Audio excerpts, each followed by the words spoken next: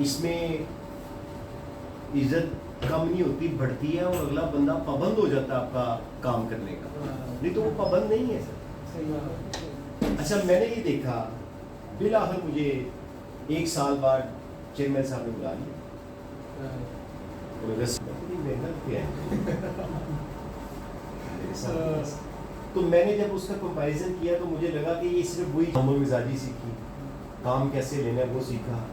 वो बहुत बड़ा आदमी है सर, या मैं वो तो दे सकता है ना सर, वो बंदा बड़ा है सर। यहाँ पे तो कोई देने आपकी पार्टी में पंजाब में लोगों की बड़ी बात है सर, बड़ा सीखे। और मैं सर आपको बताता हूँ, मियाँ साहब ने क्या किया, प्रेस कॉन्फ्रेंस हुई जब साइड ये पुलिस फोर्सेस ने, तो राजा बिशारत साहब ने प्रेस कॉन्फ्रेंस की तो लेफ्ट साइड पे मियाँ साहब बैठे हुए थे।